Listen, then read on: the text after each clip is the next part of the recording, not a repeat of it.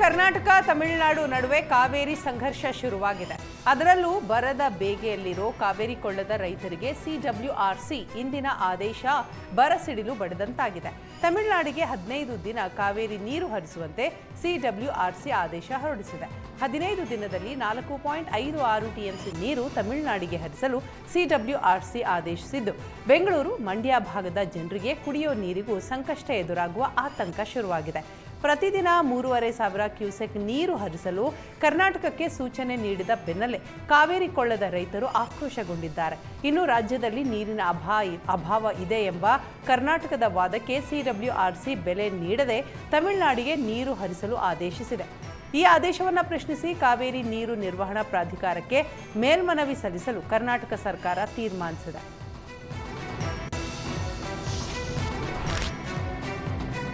ತಮಿಳುನಾಡಿಗೆ ಕಾವೇರಿ ನೀರು ಬಿಡುವಂತೆ ಸಿಡಬ್ಲ್ಯೂಆರ್ಸಿ ಆದೇಶದ ಬೆನ್ನಲ್ಲೇ ಕಾವೇರಿ ಕೊಳ್ಳದ ರೈತರು ಪ್ರತಿಭಟನೆಯ ಹಾದಿ ಹಿಡಿದಿದ್ದಾರೆ. ಮಂಡ್ಯದಲ್ಲಿ ಆಕ್ರೋಶದ ಕಿಚ್ಚು ಹೊತ್ತಿಕೊಂಡಿದೆ. ಸಿಡಬ್ಲ್ಯೂಆರ್ಸಿ ಆದೇಶ ಖಂಡಿಸಿ ಮಂಡ್ಯದ ಸಂಜೆಯ ವೃತ್ತದಲ್ಲಿ ರೈತರು ಪ್ರತಿಭಟಿಸಿದರು. ಹಳೆ ಮೈಸೂರು ಬೆಂಗಳೂರು ಹೆದ್ದಾರಿಯನ್ನ ತಡೆದು ರೈತರು ಪ್ರತಿಭಟಿಸಿದರು. ರಾಜ್ಯ ಸರ್ಕಾರ ನಮ್ಮ ಹಿತ ಕಾಯಬೇಕು ಅಂತ ಆಗ್ರಹಿಸಿದರು.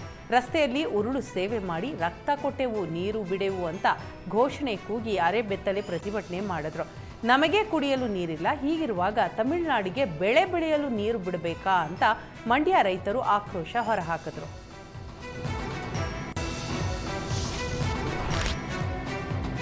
ಕಾವೇರಿ ನೀರು ನಿಯಂತ್ರಣ ಸಮಿತಿ ಆದೇಶ ಪ್ರಶ್ನಿಸಿ ಕಾವೇರಿ ಪ್ರಾಧಿಕಾರಕ್ಕೆ ಮೇಲ್ಮನವಿ ಸಲ್ಲಿಸುವುದಾಗಿ ಜಲಸಂಪನ್ಮೂಲ ಸಚಿವ ರಾಮಲಿಂಗಾರೆಡ್ಡಿ ಹೇಳಿದ್ದಾರೆ. ಸಂಕಷ್ಟದ ಸಂದರ್ಭದಲ್ಲಿ ನೀರು ಬಿಡುಗಡೆ ಹೇಗೆ ಸಾಧ್ಯ? ಪ್ರತಿದಿನ 3,500 ಕ್ಯೂಸೆಕ್ ನೀರು ಹರಿಸಲು ಕರ್ನಾಟಕಕ್ಕೆ ಸೂಚನೆ ನೀಡಲಾಗಿದೆ. ತಮಿಳುನಾಡಿಗೆ 15 ದಿನ ಕಾವೇರಿ ನೀರು ಬಿಡುವಂತೆ ಸಿಡಬ್ಲ್ಯೂಆರ್ಸಿ ಆದೇಶ ನೀಡಿದೆ. 15 ದಿನದಲ್ಲಿ ಒಟ್ಟು 4 ಟಿಎಂಸಿ ನೀರು ಹರಿಸಬೇಕು. ಆದರೆ ಕೆಆರ್ಎಸ್ ಜಲಾಶಯದ ಎದುರು ಕೇವಲ 8 ಟಿಎಂಸಿಯಷ್ಟು ನೀರು, ಬೆಂಗಳೂರು ಮಂಡ್ಯ ರಾಮನಗರಕ್ಕೆ 3.15 ಟಿಎಂಸಿ ನೀರು ಕುಡಿಯೋಬೇಕು. ಮಳೆ ಬರದೆ ಹೋದರೆ ಕಷ್ಟ ಅಂತ ಜಲಸಂಪನ್ಮೂಲ ಸಚಿವ ರಾಮಲಿಂಗಾರೆಡ್ಡಿ ಕಳವಳ ವ್ಯಕ್ತಪಡಿಸಿದ್ದಾರೆ. ಪಾರ್ಲಿಮೆಂಟು ನಡೀತಾ ಇದೆ. ಅದರ ಸಲುವಾಗಿ ನಾನು ಮತ್ತು ಮುಖ್ಯಮಂತ್ರಿಗಳ ಜೊತೆಯಲ್ಲಿ ಸುಮಾರು 9 ಸಚಿವರು ಬಂದಿದ್ವಿ. ಬೇರೆ ಬೇರೆ ಇಲಾಖೆಗಳಿಗೆ ಸಂಬಂಧಪಟ್ಟಂಥ ಒಂದು 60 ಪ್ರಸ್ತಾವನೆಗಳು ಕೇಂದ್ರ ಸರ್ಕಾರದಲ್ಲಿ ಇದೆ. ಸಂಬಂಧಪಟ್ಟಂಥ ನಮ್ಮ ರಾಜ್ಯದ ಸಚಿವರುಗಳು ಅಂದರೆ ಕೇಂದ್ರದಲ್ಲಿ ಸಚಿವರಾಗಿರ್ತಕ್ಕಂಥವ್ರಿಗೆ ಕೊಟ್ಟು ಸಹಕಾರ ಕೊಡಬೇಕು ಅಂತ ಹೇಳಿದ್ದೀವಿ. ಅವರು ಕೂಡ ಎಲ್ಲ ಸಚಿವರು ನಮ್ಮ ರಾಜ್ಯದ ಹಿತಾಸಕ್ತಿ ಬಗ್ಗೆ ಯಾವುದೇ ವಿಚಾರ ಇರಲಿ ನಾವು ಸಹಕಾರ ಕೊಡ್ತೀವಿ ಅಂತ ಅವರೇ. ಕೆಪಿಎಸ್ಸಿ ಹಗರಣ ಸಿಬಿಐ ತನಿಖೆಗೆ ಆಗ್ರಹಿಸಿ ಫ್ರೀಡಂ ಪಾರ್ಕ್ನಲ್ಲಿ ಬಿಜೆಪಿ ನಾಯಕರು ಪ್ರತಿಭಟಿಸಿದರು. ವಿದ್ಯಾರ್ಥಿಗಳ ಹೋರಾಟಕ್ಕೆ ಬಿಜೆಪಿ ರಾಜ್ಯಾಧ್ಯಕ್ಷ ಬಿವೈ ವಿಜಯೇಂದ್ರ ಬೆಂಬಲ ಕೊಟ್ಟರು. 3 ಬೇಡಿಕೆಗಳಿಗೆ ಆಗ್ರಹಿಸಿ ವಿದ್ಯಾರ್ಥಿಗಳು ಹೋರಾಟ ಮಾಡ್ತಾ ಇದ್ದಾರೆ. ಛಲವಾದಿ ನಾರಾಯಣಸ್ವಾಮಿ, ಪ್ರೀತಂ ಗೌಡ ಪ್ರತಿಭಟನೆಯಲ್ಲಿ ಭಾಗಿಯಾಗಿ 4 ದಿನಗಳಲ್ಲಿ ಕೆಪಿಎಸ್ಸಿ ಹಗರಣ ಸಿಬಿಐಗೆ ವಹಿಸಬೇಕು, ಇಲ್ಲವಾದರೆ ನಮ್ಮ ಹೋರಾಟ ಇನ್ನಷ್ಟು ಉಗ್ರವಾಗಲಿದೆ ಅಂತ ಬಿಜೆಪಿ ನಾಯಕರು ಆಗ್ರಹಿಸಿದರು.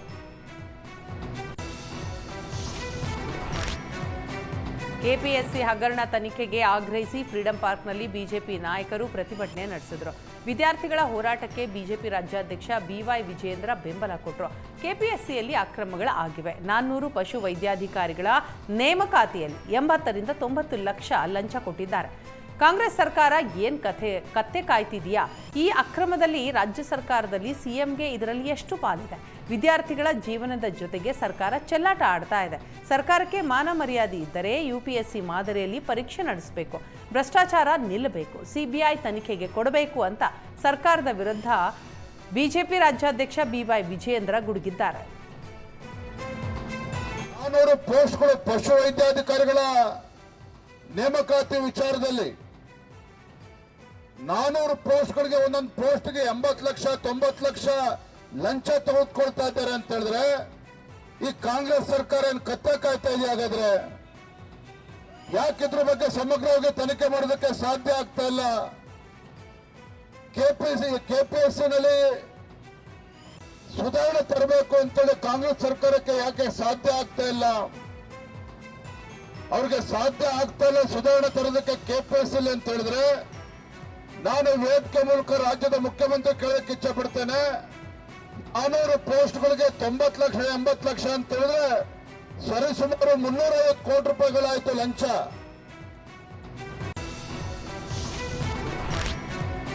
ಕೆಪಿಎಸ್ಸಿ ಹಗರಣ ತನಿಖೆಗೆ ಸಿಬಿಐಗೆ ಆಗ್ರಹಿಸಿ ಪ್ರತಿಭಟನೆ ನಡೆಸಿದ ಬಿಜೆಪಿ ನಾಯಕರು ರಾಜ್ಯ ಸರ್ಕಾರದ ವಿರುದ್ಧ ವಾಗ್ದಾಳಿ ನಡೆಸಿದ್ದಾರೆ.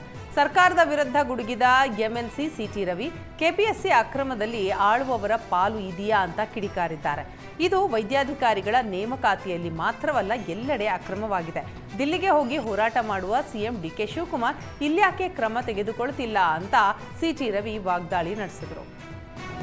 ಕೆಪಿಎಸ್ಸಿನಲ್ಲಿ ಈಗೇನೋ ವೆಟರ್ನರಿ ಇನ್ಸ್ಪೆಕ್ಟರ್ ಹುದ್ದೆಗಳದ್ದು ಹುದ್ದೆ ವ್ಯಾಪಾರ ಮಾಡ್ತಿರುವಂಥ ವಿಡಿಯೋ ಆಡಿಯೋ ಲೀಕ್ ಆಯಿತು. ಕೆಲವರು ಜನರಲ್ ಎಕ್ಸಾಮ್ನಲ್ಲಿ ಕಡಿಮೆ ಮಾರ್ಕ್ಸ್ ತಗೊಂಡವರು KPSC ಕಂಡಕ್ಟ್ ಮಾಡಿದ ಎಕ್ಸಾಮ್ನಲ್ಲಿ ಅತಿ ಹೆಚ್ಚು ಮಾರ್ಕ್ಸ್ ತೊಗೊಂಡ್ಬಿಟ್ಟಿದ್ದಾರೆ. ಕಷ್ಟಪಟ್ಟು ಓದಿದ್ರೋ ಅಥವಾ ಏನಾದರೂ ಮ್ಯಾಜಿಕ್ ಆಯಿತಾ? ಇದು ಬರೀ ವೆಟರ್ನರಿ ಇನ್ಸ್ಪೆಕ್ಟರ್ ಹುದ್ದೆಗೆ ಮಾತ್ರ ವ್ಯಾಪಾರ ಆಗಿರೋದಲ್ಲ. AWE ಆಯ್ಕೆ ಸಂದರ್ಭದಲ್ಲಿರ್ಬೋದು, PDO ಆಯ್ಕೆ ಸಂದರ್ಭದಲ್ಲಿರ್ಬೋದು, ವಿವಿಧ ಇಲಾಖೆಗಳಲ್ಲಿ 3000ಕ್ಕೂ ಹೆಚ್ಚು ಹುದ್ದೆಗಳ ನೇಮಕಾತಿಯನ್ನು ಕಳೆದ 2 ವರ್ಷಗಳಿಂದ ಈಚೆ ಮಾಡಿದ್ದಾರೆ. ಈ 3000 ಎರಡನೇ ಹಂತದ ಸಚಿವ ಸಂಪುಟ ವಿಸ್ತರಣೆಗೆ ಮುಹೂರ್ತ ಫಿಕ್ಸ್ ಆಗಿದೆ. ಇಂದು ಹೈಕಮಾಂಡ್ ಸಂಪುಟ ವಿಸ್ತರಣೆಗೆ ಬಹುತೇಕ ಗ್ರೀನ್ ಸಿಗ್ನಲ್ ನೀಡಲಿದ್ದು, ಇಂದು ಅಥವಾ ನಾಳೆ ರಾಜಭವನಕ್ಕೆ ಸಚಿವರು ಅಧಿಕೃತ ಪಟ್ಟಿ ರವಾನಿಸುವ ಸಾಧ್ಯತೆ ಇದೆ. ಗುರುವಾರ ಸಂಜೆ 5:45ಕ್ಕೆ ಪ್ರಮಾಣ ವಚನಕ್ಕೆ ಸರ್ಕಾರದಿಂದ ಸಿದ್ಧತೆ ನಡೆಸಲಿದೆ. ಇಂದು ರಾತ್ರಿ 8 ಗಂಟೆ ಸಭೆಯಲ್ಲಿ ಸಂಪುಟ ಪುನಾರಚನೆಯ ಬಗ್ಗೆ ಚರ್ಚೆ ಆಗುತ್ತೆ. ಇಂದೇ ಸಂಪುಟ ವಿಸ್ತರಣೆ ಫೈನಲ್ ಆಗುವ ಸಾಧ್ಯತೆ ಇದೆ. ಸಂಪುಟ ಪುನಾರಚನೆಯ ಬಗ್ಗೆ ಸಿಎಂ ಡಿಕೆ ಶಿವಕುಮಾರ್ ಅವರನ್ನೇ ಕೇಳಬೇಕು ಅಂತ ಮೈಸೂರಿನಲ್ಲಿ ಮಾಜಿ ಸಿಎಂ ಸಿದ್ದರಾಮಯ್ಯ ಹೇಳಿಕೆ ಕೊಟ್ಟರು. 8 ಗಂಟೆಗಿದೆ ಮೀಟಿಂಗು, ನೋಡಿ ಚರ್ಚೆ ಮಾಡ್ತೀವಿ. ಸಾಧ್ಯತೆ ಇದೆ. ಕೇಳಬೇಕಯ್ಯ, ಮೋಸ್ಟ್ ಲೈಕ್ಲಿ.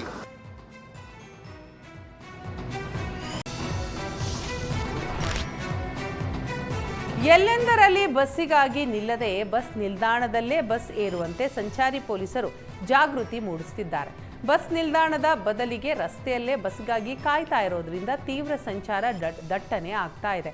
ಜನರನ್ನು ಹತ್ತಿಸಿಕೊಳ್ಳಲು ಬಸ್ ಎಲ್ಲೆಂದರಲ್ಲಿ ಟ್ರಾಫಿಕ್ ಸಮಸ್ಯೆ ಹೆಚ್ಚಾಗ್ತಾ ಇದೆ. ಬಸ್ ಹತ್ತೋದಕ್ಕೆ ಬರುವಾಗ ಮತ್ತು ಇಳಿದು ಹೋಗುವಾಗ ಅಪಘಾತ ನಡೆದ ಉದಾಹರಣೆ ಹೆಚ್ಚಾಗಿದೆ. ಹೀಗಾಗಿ ನಾಗರಿಕರು ಬಸ್ ಸ್ಟ್ಯಾಂಡ್ಗಳಿಗೆ ಹೋಗಿ ಬಸ್ ಹತ್ತುವಂತೆ ಸೂಚಿಸಲಾಗಿದೆ. ನಿಗದಿತ ಸ್ಥಳಗಳಲ್ಲಿ ಮಾತ್ರ ಬಸ್ ನಿಲ್ಲಿಸುವಂತೆ ಬಿಎಂಟಿಸಿ ಬಸ್ ಚಾಲಕರಿಗೆ ಸೂಚನೆ ನೀಡಿದ್ದು, ಈ ಮೂಲಕ ರಸ್ತೆಗಳನ್ನು ಸುಗಮಗೊಳಿಸೋಣ ಅಂತ ಸಂಚಾರಿ ಪೊಲೀಸರು ಜಾಗೃತಿ ಮೂಡಿಸಿದರು. ವಿಜಯಪುರದಲ್ಲಿ ಶಿಕ್ಷಕರಿಲ್ಲದೆ ವಿದ್ಯಾರ್ಥಿಗಳು ಪರದಾಡುವ ಸ್ಥಿತಿ ಎದುರಾಗಿದೆ. ಸಚಿವ ಎಂಬಿ ಪಾಟೀಲ್ ಬಳಿ ವಿದ್ಯಾರ್ಥಿಗಳು ಸಮಸ್ಯೆಯನ್ನ ಹೇಳ್ಕೊಂಡ್ರು. ಎಂಬಿ ಪಾಟೀಲ್ ನಿವಾಸಕ್ಕೆ ವಿಜಯಪುರ ಜಿಲ್ಲೆಯ ಬರಟಗಿ ಸರ್ಕಾರಿ ಶಾಲೆ ವಿದ್ಯಾರ್ಥಿಗಳು ಹೋಗಿ ಮನವಿಯನ್ನ ಸಲ್ಲಿಸಿದ್ರು. ವಿದ್ಯಾರ್ಥಿಗಳ ಸಮಸ್ಯೆಯನ್ನ ಆಲಿಸಿದ ಸಚಿವ ಎಂಬಿ ಪಾಟೀಲ್ ಅಧಿಕಾರಿಗೆ ಕರೆ ಮಾಡಿ ಕ್ಲಾಸ್ ತೆಗೆದುಕೊಂಡ್ರು. ಶಿಕ್ಷಕರು ವರ್ಗಾವಣೆಯಾಗಿದ್ದು ಬೇರೆ ಶಿಕ್ಷಕರು ಬೇಕಾಗಿದೆ ಅಂತ ಅಧಿಕಾರಿಗಳು ಸಮಜಾಯಿಷಿ ಕೊಟ್ಟಿದ್ದಾರೆ. ನಾನೇ ಸಂಬಳ ಕೊಡ್ತೇನೆ, ಬೇರೆ ಶಿಕ್ಷಕರನ್ನ ನೇಮಕ ಮಾಡಿ ಅಂತ ಸಚಿವ ಎಂಬಿ ಪಾಟೀಲ್ ಹೇಳಿದರು. ವೈಯಕ್ತಿಕವಾಗಿ ನಾನೇ ಸಂಬಳ ಕೊಡ್ತೇನೆ, ಬೇರೆ ಶಿಕ್ಷಕರನ್ನ ಕೂಡಲೇ ನೇಮಕ ಮಾಡಿ ಅಂತ ಸೂಚಿಸಿದರು.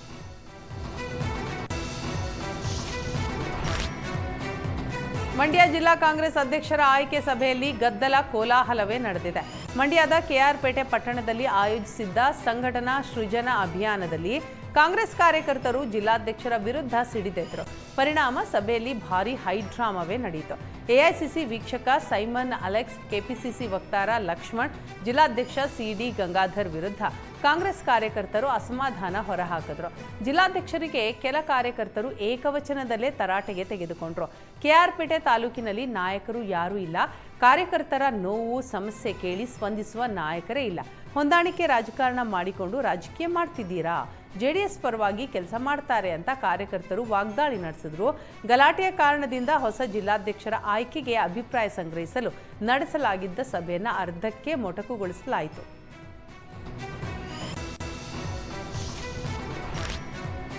ಜುಲೈ 6ರಂದು ಟೆಕ್ಕಿ ಮನೆಗೆ ನುಗ್ಗಿ ಚಿನ್ನಾಭರಣ ದೋಚಿ ಪರಾರಿಯಾಗಿದ್ದ ಆಸಾಮಿಗಳನ್ನು ಪೊಲೀಸರು ಬಂಧಿಸಿದ್ದಾರೆ. ಅಶ್ರಫ್ ಮತ್ತು ಅಫ್ಜಲ್ ಅಲಿಯಾಸ್ ಡಿಚ್ಚಿಯನ್ನ ಜೆಜೆ ನಗರ ಪೊಲೀಸರು ಬಂಧಿಸಿದ್ದಾರೆ. ಗನ್ ತೋರಿಸಿ ಮನೆಯಲ್ಲಿದ್ದ ಚಿನ್ನಾಭರಣ ಲೂಟಿ ಮಾಡಿ ಪಾಯಿಂಟ್ ಬ್ಲಾಕ್ನಲ್ಲಿ ಗನ್ ಇಟ್ಟು ಬೆದರಿಕೆ ಹಾಕಿದ್ದಾರೆ. ಸುಮಾರು 25 ಲಕ್ಷ ಮೌಲ್ಯದ ಚಿನ್ನಾಭರಣ ಲೂಟಿ ಮಾಡಿದ್ದಾರೆ. ಬಳಿಕ ಮನೆಯಲ್ಲಿದ್ದ ಮಹಿಳೆಯ ಮೇಲೆ ಹಲ್ಲೆ ನಡೆಸಿ ಪರಾರಿಯಾಗಿದ್ದಾರೆ. ಈ ಬಗ್ಗೆ ಜೆಜೆ ನಗರ ಪೊಲೀಸ್ ಠಾಣೆಯಲ್ಲಿ ಪ್ರಕರಣ ದಾಖಲಿಸಿ 2 ಆರೋಪಿಗಳನ್ನು ಬಂಧಿಸಲಾಗಿದೆ. ಕದ್ದ ಚಿನ್ನಾಭರಣವನ್ನು ಆರೋಪಿಗಳು ಮಾರಾಟ ಮಾಡಿದ್ದಾರೆ. ಉಳಿದ ಚಿನ್ನಾಭರಣ ಹಾಗೂ ನಗದು ಹಣವನ್ನು ಪೊಲೀಸರು ಜಪ್ತಿ ಮಾಡಿದ್ದಾರೆ. ಸದ್ಯ ಜೆಜೆ ನಗರ ಪೊಲೀಸ್ ಠಾಣೆಯಲ್ಲಿ ಪ್ರಕರಣ ದಾಖಲಾಗಿದ್ದು ತನಿಖೆ ಮುಂದುವರೆದಿದೆ.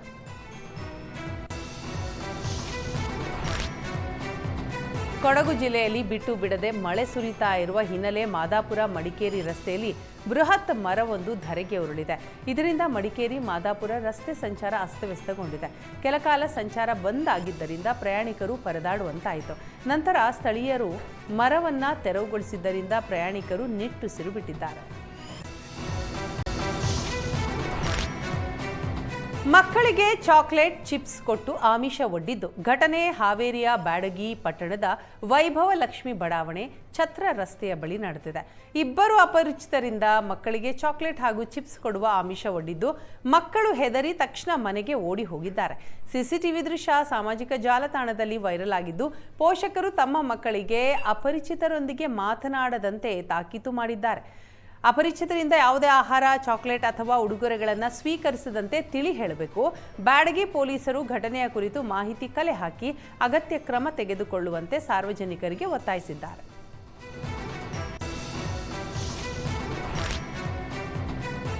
ಆಗಸ್ಟ್ 1ಕ್ಕೆ ಮೈಸೂರಿನಲ್ಲಿ ಮೋದಿ ಪ್ರವಾಸ ಕೈಗೊಳ್ಳಲಿದ್ದಾರೆ. ವಿವೇಕ ಸ್ಮಾರಕಕ್ಕೆ ಮೋದಿ ಉದ್ಘಾಟನೆ ನಡೆಸಲಿದ್ದು ಕಾರ್ಯಕ್ರಮಕ್ಕೆ ಭರದ ಸಿದ್ಧತೆ ನಡೀತಾ ಇದೆ. ಮೋದಿ ಆಗಮನದ ಹಿನ್ನೆಲೆಯಲ್ಲಿ ಕಟ್ಟೆಚ್ಚರ ವಹಿಸಲಾಗಿದ್ದು ಸ್ಮಾರಕದ ರಸ್ತೆಗಳನ್ನು ಸಿಂಗಾರಗೊಳಿಸಲಾಗಿದೆ. ಆಗಸ್ಟ್ 1ರ ಮಧ್ಯಾಹ್ನ 2:55ಕ್ಕೆ ವಿಶೇಷ ವಿಮಾನದ ಮೂಲಕ ಮೈಸೂರಿನ ಮಂಡಕಳ್ಳಿ ವಿಮಾನ ನಿಲ್ದಾಣಕ್ಕೆ ಮೋದಿ ಆಗಮಿಸಲಿದ್ದಾರೆ. ಮೈಸೂರು ವಿಮಾನ ನಿಲ್ದಾಣದಿಂದ ನಗರದ ಓವಲ್ ಮೈದಾನಕ್ಕೆ ಮಧ್ಯಾಹ್ನ 3:15ಕ್ಕೆ ವಿಶೇಷ ಹೆಲಿಕಾಪ್ಟರ್ನ ಮೂಲಕ ಬರಲಿದ್ದಾರೆ. 3:25ಕ್ಕೆ ಓವಲ್ ಮೈದಾನದಿಂದ ರಸ್ತೆ ಮೂಲಕ ವಿವೇಕ ಸ್ಮಾರಕಕ್ಕೆ ಮೋದಿ ಭೇಟಿ ನೀಡಲಿದ್ದು 5:20ಕ್ಕೆ ರಾಮಕೃಷ್ಣ ಆಶ್ರಮದ ಶಾಲೆಗೆ ಭೇಟಿ ಕೊಡಲಿದ್ದಾರೆ.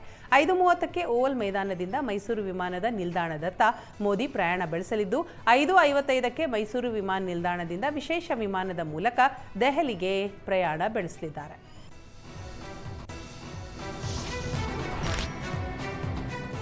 ಮಳೆ ಕೊರತೆ ಹಿನ್ನೆಲೆ ಬೆಳೆಗಳು ಒಣಗಿ ಹೋಗಿದ್ದರಿಂದ ರೈತರು ಕಂಗಾಲಾಗಿದ್ದಾರೆ. ರೈತರು ಬೆಳೆದ ಬೆಳೆಗಳು ಹರಗ್ತಾ ಇದ್ದಾರೆ. ಮಳೆ ಕೊರತೆ ಹಿನ್ನೆಲೆಯಲ್ಲಿ ಬರ ಘೋಷಣೆ ಮಾಡಿ ರೈತರು ಸಾಲ ಮನ್ನಾ ಮಾಡಬೇಕು ಅಂತ ಗದಗ ರೈತರು ಒತ್ತಾಯಿಸಿದ್ದಾರೆ.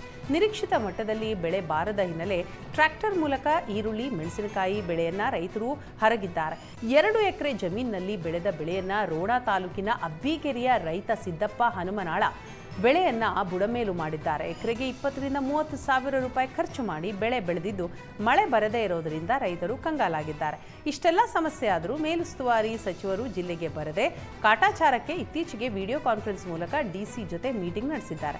ಸ್ಥಳಕ್ಕೆ ಬಂದು ಸಮಸ್ಯೆ ಆಲಿಸಿದ ಉಸ್ತುವಾರಿ ಈಶ್ವರ ಖಂಡ್ರೆ ವಿರುದ್ಧ ರೈತರು ಆಕ್ರೋಶಗೊಂಡಿದ್ದಾರೆ. ಬರ ಘೋಷಣೆ ಮಾಡಿ ಬೆಳೆ ಸಾಲ ಮನ್ನಾ ಮಾಡಬೇಕು ಅಂತ ಒತ್ತಾಯಿಸಿದ್ದಾರೆ. ಜೊತೆಗೆ ಬೆಳೆ ವಿಮೆ ಬಿಡುಗಡೆಗೊಳಿಸುವಂತೆ ಸಿಎಂಗೆ ಮನವಿ ಮಾಡಿದ್ದು ಸಂಕಷ್ಟದಲ್ಲಿರುವ ರೈತರ ನೆರವಿಗೆ ಸರ್ಕಾರ ಧಾವಿಸುವಂತೆ ಮನವಿ ಮಾಡಿದ್ದಾರೆ.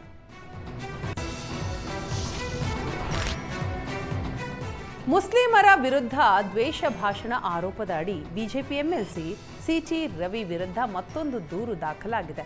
ಚಿಕ್ಕಮಗಳೂರು ನಗರದ ಉಪ್ಪಳ್ಳಿ ನಿವಾಸಿ ಗೌಸ್ ಮುನೀರ್ ಎಂಬುವವರ ದೂರನ್ನ ದಾಖಲಿಸಿದ್ದಾರೆ. ಮುಲ್ಲಾ ಪದ ಬಳಕೆ ಮಾಡಿ ಧಾರ್ಮಿಕ ಭಾವನೆಗೆ ಧಕ್ಕೆ ಆರೋಪ, ಬಿಜೆಪಿ ಪ್ರತಿಭಟನೆಯಲ್ಲಿ ನಿಂದನಾತ್ಮಕ ಹೇಳಿಕೆ ನೀಡಿದ ಆರೋಪ, ಬೇರೆ ರಾಜ್ಯದ ಅಪಘಾತದ ವಿಡಿಯೋ ಹಂಚಿಕೆ ಆರೋಪ, ಜಂತರ್ ಮಂತರ್ನಲ್ಲಿ ಮುಲ್ಲಾಗಳು ಸಾರ್ವಜನಿಕ ಆಸ್ತಿ ಹಾಳು ಮಾಡ್ತಿದ್ದಾರೆ ಅಂತ ತಪ್ಪು ಮಾಹಿತಿ ಹರಡಿದ ಆರೋಪ, ಕೋಮು ದ್ವೇಷ, ಕೋಮು ಗಲಭೆಗೆ ಪ್ರಚೋದನೆ ನೀಡಿದ ಆರೋಪ ಹಿನ್ನೆಲೆ ಚಿಕ್ಕಮಗಳೂರು ಸೆನ್ ಪೊಲೀಸ್ ಠಾಣೆಯಲ್ಲಿ ದೂರು ದಾಖಲಾಗಿದೆ. ಬಿಎನ್ಎಸ್ ಕಲಂ 173(3)(1) ಅಡಿಯಲ್ಲಿ ಪ್ರಕರಣ ದಾಖಲಾಗಿದ್ದು ಮೇಲಧಿಕಾರಿಗಳ ಸೂಚನೆಯಂತೆ ಪ್ರಾಥಮಿಕ ವಿಚಾರಣೆ ಆರಂಭಿಸಲಾಗಿದೆ. ಈವರೆಗೂ ಸಿಟಿ ರವಿ ವಿರುದ್ಧ ಒಟ್ಟು 3 ದೂರು ಸಲ್ಲಿಕೆಯಾಗಿದ್ದು 3 ದೂರಿನಲ್ಲಿ ಮುದಾಸಿರ್ ಮುನೀರ್ ನೀಡಿದ ದೂರಿನ ಅನ್ವಯ ಪ್ರಕರಣ ದಾಖಲು. ಈವರೆಗೂ ಸಿಟಿ ರವಿ ವಿರುದ್ಧ ನಗರ ಪೊಲೀಸ್ ಠಾಣೆ, ಸೆನ್ ಪೊಲೀಸ್ ಠಾಣೆಯಲ್ಲಿ ಪ್ರತ್ಯೇಕ ಪ್ರಕರಣ ದಾಖಲಾಗಿದೆ.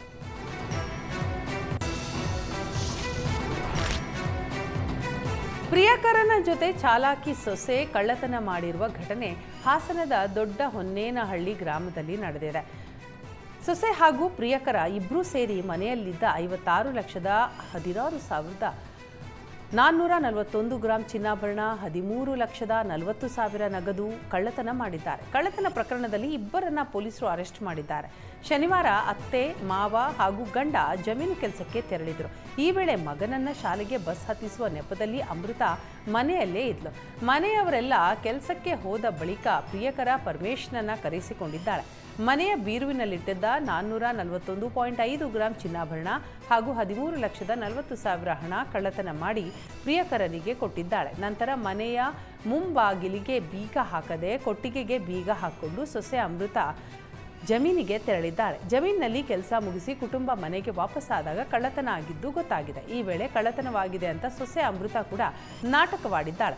ಆದರೆ ಪೊಲೀಸರ ವಿಚಾರಣೆಯ ವೇಳೆ ಸೊಸೆ ಅಮೃತ ಚಾಲಾಕಿತನ ಬಯಲಾಗಿದೆ.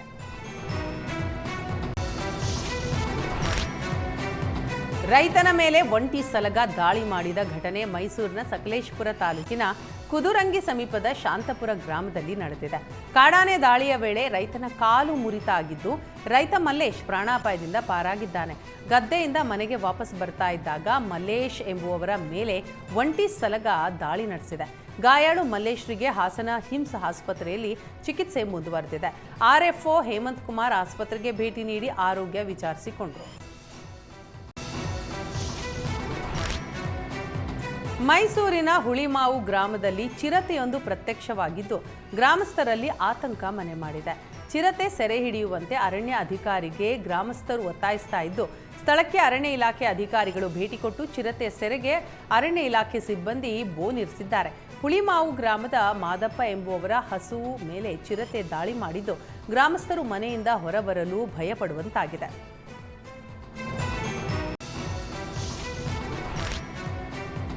ಮುಲ್ಲಾನ ಎದೆ ಸೀಳಿದ್ರೆ 3 ಅಕ್ಷರವಿಲ್ಲ ಎನ್ನುವ ಸಿಟಿ ರವಿ ಹೇಳಿಕೆ ವಿರುದ್ಧ ಮುಸ್ಲಿಂ ಸಮುದಾಯ ಸಿಡಿದೆದ್ದಿದೆ. ಮುಸ್ಲಿಂ ಸಮುದಾಯವನ್ನ ಮುಂದಿಟ್ಟು ರಾಜಕೀಯ ಮಾಡ್ತಾ ಇದ್ದಾರೆ. ಸಿಟಿ ರವಿ ಇದೇ ತರ ಮಾತಾಡಿದ್ರೆ ಮುಸ್ಲಿಂರೆಲ್ಲರೂ ಒಟ್ಟಾಗಿ ಚಿಕ್ಕಮಗಳೂರಿಗೆ ಬರದಂತೆ ತಡಿತೇವೆ ಅಂತ ಎಚ್ಚರಿಕೆ ಕೊಡ್ತಿದ್ದಾರೆ. ಭಾಷಣದಲ್ಲಿ ಬಾಯಿ ಬಿಡುವ ಮುನ್ನ ಯೋಚಿಸಿ ಭಾಷಣ ಮಾಡಲಿ. ಚಿಕ್ಕಮಗಳೂರಿಗೆ ಸಿಟಿ ರವಿ ಬರಲು ಬಿಡೋದಿಲ್ಲ. ಇಂತಹ ಸನ್ನಿವೇಶ ಎದುರಿಸಬೇಕಾಗತ್ತೆ ಅಂತ ಎಸ್ಡಿಪಿಐ ಮುಖಂಡ ಅತೀಕ್ ವಾರ್ನಿಂಗ್ ಕೊಟ್ಟಿದ್ದಾರೆ. ಅತೀಕ್ ಮಾತಿಗೆ ಬಿಜೆಪಿ ಕಾರ್ಯಕರ್ತರು ಆಕ್ರೋಶ ಹೊರಹಾಕಿದ್ದು ಪರಸ್ಪರ ವಾಗ್ವಾದಕ್ಕೂ ಕೂಡ ಇದು ಕಾರಣ ಆಗಿದೆ.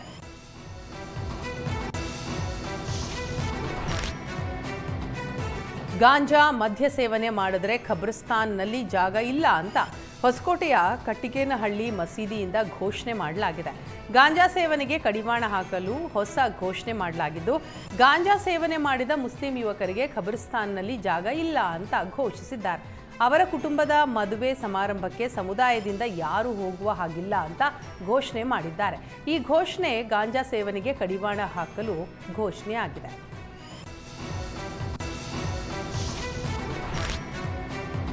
ಪೀಣ್ಯ ಫ್ಲೈಓವರ್ ಮೇಲೆ ಡಾಂಬರೀಕರಣ ಹಿನ್ನೆಲೆ ಇಂದಿನಿಂದ 10 ದಿನಗಳು ಪೀಣ್ಯ ಫ್ಲೈಓವರ್ ಬಂದ್ ಮಾಡಲಾಗಿದೆ. ನೆಲಮಂಗಲದಿಂದ ಬೆಂಗಳೂರಿನ ಕಡೆ ಸಾಗುವ ರಸ್ತೆ ಬಂದ್ ಮಾಡಲಾಗಿದ್ದು, ಜುಲೈ 27ರಿಂದ ಆಗಸ್ಟ್ 5ರವರೆಗೆ ಫ್ಲೈಓವರ್ ಬಂದ್ ಇರಲಿದೆ. ಶನಿವಾರ ಭಾನುವಾರ ರಾತ್ರಿ 12ರಿಂದ ಬೆಳಿಗ್ಗೆ 5ರವರೆಗೆ ಬಂದ್ ಮಾಡಿದ್ದು, ವಾಹನ ಸವಾರರಿಗೆ ಪರ್ಯಾಯ ಮಾರ್ಗ ಬಳಸಲು ಬೆಂಗಳೂರು ಸಂಚಾರಿ ಪೊಲೀಸರು ಸೂಚನೆ ಕೊಟ್ಟಿದ್ದಾರೆ. ನೆಲಮಂಗಲದಿಂದ ಬೆಂಗಳೂರು ಕಡೆಗೆ ಸಂಚರಿಸುವ ವಾಹನಗಳು ಕೆನ್ನಮೆಟಲ್ ಫ್ಯಾಕ್ಟರಿ ಹತ್ತಿರ ಫ್ಲೈಓವರ್ ಕೆಳಭಾಗದ NH4 ಮತ್ತು ಸರ್ವಿಸ್ ರಸ್ತೆ ಮೂಲಕ 8ನೇ ಮೈಲಿ ತಲುಪಿ ದಾಸರಹಳ್ಳಿ, ಜಾಲಹಳ್ಳಿ ಕ್ರಾಸ್, ಪೀಣ್ಯ ಪೊಲೀಸ್ ಠಾಣೆ ಜಂಕ್ಷನ್, SRS ಜಂಕ್ಷನ್, ಗೊರಗುಂಟೆಪಾಳ್ಯ ಮೂಲಕ ಸಂಚರಿಸಲು ಸೂಚಿಸಿದ್ದಾರೆ.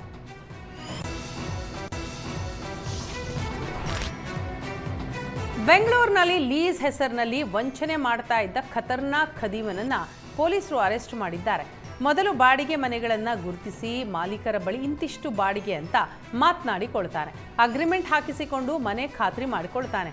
ನಂತರ ಮನೆಗಳಿಗೆ ಲೀಸ್ ಬೋರ್ಡ್ ಅಳವಡಿಸುವ ಈ ಖತರ್ನಾಕ್ ಕಿಲಾಡಿ ಬ್ರೋಕರ್, OLX ಸೇರಿದಂತೆ ಹಲವು ಕಡೆ ಜಾಹೀರಾತನ್ನು ಪೋಸ್ಟ್ ಮಾಡ್ತಾನೆ. ಈ ನಂತರ 10 ರಿಂದ 20 ಲಕ್ಷ ಲೀಸ್ ಅಮೌಂಟ್ ಪಡೆದುಕೊಂಡು 6 ತಿಂಗಳ ನಂತರ ಮೊಬೈಲ್ ಸ್ವಿಚ್ ಆಫ್ ಮಾಡಿ ಎಸ್ಕೇಪ್ ಆಗ್ತಾನೆ. ಈ ರೀತಿ ಪದೇ ಪದೇ ವಂಚನೆ ಮಾಡಿ 6ಕ್ಕೂ ಅಧಿಕ ಬಾರಿ ಅರೆಸ್ಟ್ ಆಗಿ ಬೇಲ್ ಪಡೆದ ಆರೋಪಿ ಮತ್ತದೇ ರೀತಿ ವಂಚಿಸಿ ಅಂಧರಾಗಿದ್ದಾನೆ.